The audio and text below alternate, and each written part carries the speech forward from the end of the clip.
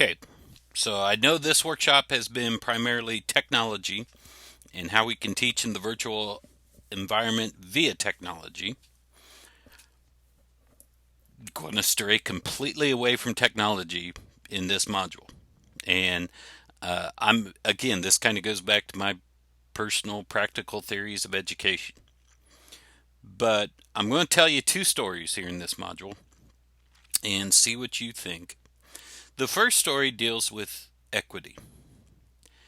And you've seen pictures of it with the kids at the baseball fence and what equity is in things such as that. And so I'm not going to go any further on that. I'll let you determine what equity is. Let me share with you a situation I had in my teaching that drove me nuts for about, I'd say, a year. And then I'll share another story that will hit a little bit home. Okay, so the first story, I'm there teaching junior high social studies. Uh, Seventh grade, first semester, I did a world history or world geography and econ unit, or semester, I should say, where I was teaching the basics of econ, the basics of world geography, just trying to give them that well rounded social studies experience. The second semester was world history, and in sixth grade, uh, they made it up to the Middle Ages. So I'd start with the Middle Ages and then go to the Renaissance and go as far as I could the remainder of the semester. Typically, I tried to get to the French Revolution. Okay, it's the Renaissance unit, and as always, I have a performance assessment. And the performance assessment, which was after the summative assessment, was you are a uh, designer of special cards and baseball like cards for world history. And you got to make a special insert set that would be tradable and worth a lot of money, but it's the seven things that best exemplify the Renaissance. And they can be of paintings, works of art, of people, of inventions, whatever. But you got to put seven things on cards uh, to make this work. And we went to the computer lab for a day and a half after explaining the assignment. Kids got to come back. And the rubric was just seven cards, factually correct information, uh, in your rationale why you picked them. Okay. I had one student, uh, we'll call her Katie. Katie is now an art teacher in the state of Kansas, and she did a fantastic job. She got it where the cards were double sided, printed out on both sides, a nice thick cardstock. Uh, did full color, used the school's color printers, found awesome pictures and great information on it. And uh, her mom was so excited about it that mom went to Walmart and got lamination for it. So Katie cut them out, laminated them. Here comes this little glossy cards. They were so cool to look at. Then I had a young man, and we'll call him E. E had a lot of things going against him in life. Very low socioeconomic status, single parent household, had older brother had run afoul of the law, um, just not very much in favor of him in school. I liked the heck out of the kid. Don't get me wrong, good kid, and he kind of was in and out of the classroom during this project because he was called to the office once. Sped teacher came got him once, so his time was getting eaten up, and I was more than willing to extend the timeline for him in that.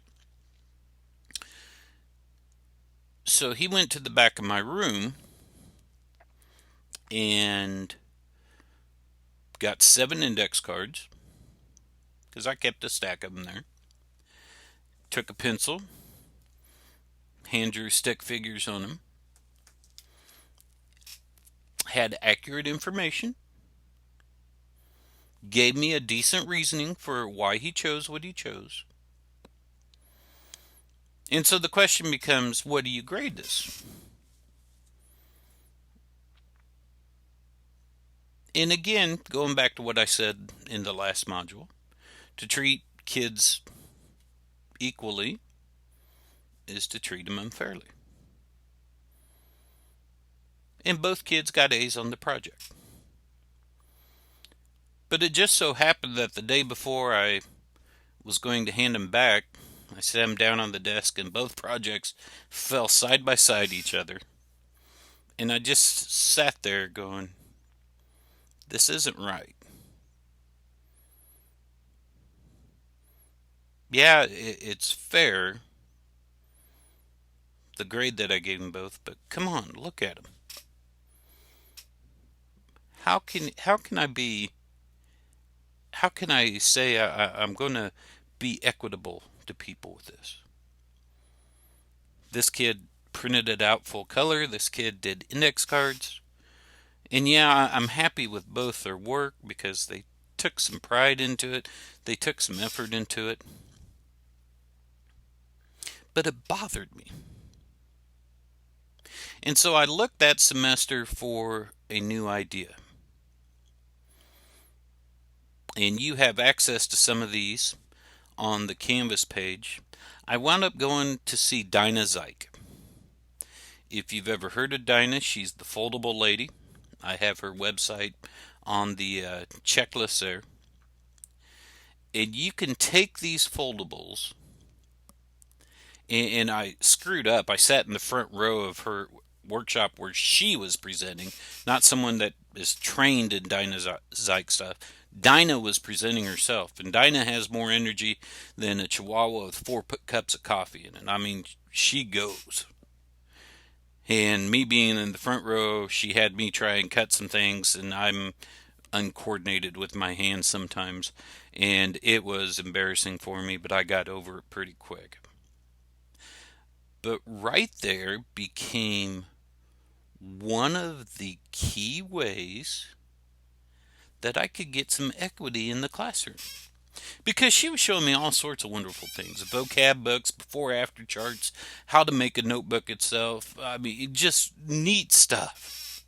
And if you know anything about foldables whatsoever, it's cool stuff. Matter of fact, I got a couple strategies there for you. I was convinced right from the get-go, this is going to be a great way to provide some equity in my classroom. And I wound up going to this workshop right before the end of the school year.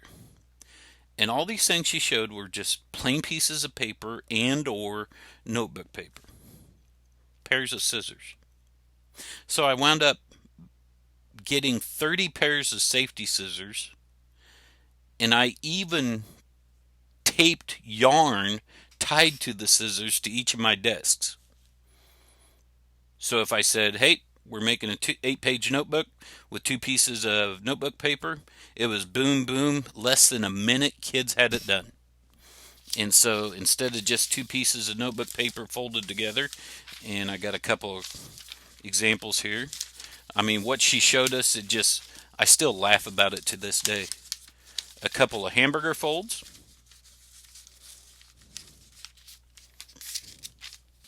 Grab a pair of scissors. Me being an old coach, I've got athletic scissors around now. On one, you cut the outsides. On this one, you cut between the margins.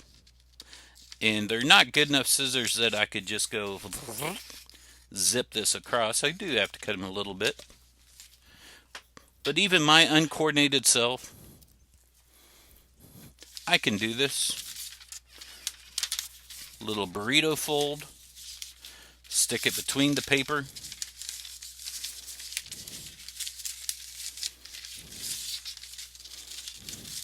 Stick your tongue just right.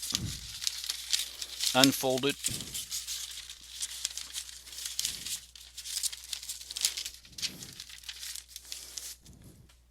8-page notebook.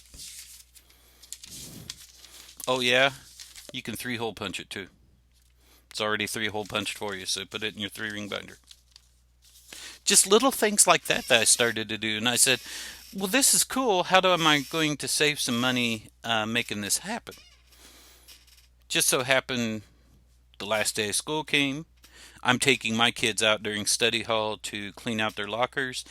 And the amount of stuff they threw away, my gosh. I said, stop! Ran out back to my room, got my overhead cart, put a box on it, started saying, give me your stuff. If you're going to throw it away, if there's life in it, there it is. I had a box this big by this big by this big filled with pencils, pens, colored markers, colored pencils, rulers, stuff the kids were throwing away. I wound up, I kid you not, with over 5,000 sheets of notebook paper that I stuck on the back of my door, or back of my room, so anytime I wanted to make something like this, boom, there it was made. Got 3-ring binders, which as a former football coach was great. I had a binder for every team that we played already filled out. I had extra binders. And I told kids, if you ever need a binder, come see me. It's better than nothing. Or better yet, if you need a pen or pencil, please don't trade a shoe for one of the pens or pencils. Just go back and get one from the box. The foldables made things equal from now on. And just little things like that, I promoted equity in my classroom. It wasn't if mom could go to Walmart and buy lamination anymore. It was setting the parameters equal for the project. I'd say you could only use stuff off my back shelf, which you're more than welcome to use, but that's all you can use for it. And it made a huge difference in my classroom. There wasn't any envy, there wasn't any petty jealousy, and some kids were rewarded for creativity. Did I still accept projects that kids made on index cards? You bet I did. But I felt better about it, that it wasn't kids with better socioeconomic situations being able to do things. And you can do these things so easy for kids. Email them to them. Give them directions. Say, use a ruler. Plot it out. Just think about some of the things that you could do. You don't need a printer at home for it. But give kids the directions. Let them go to work. See what they can come up with. Part 2, come up in a second. I'm going to get a little more personal with you. See you in a sec.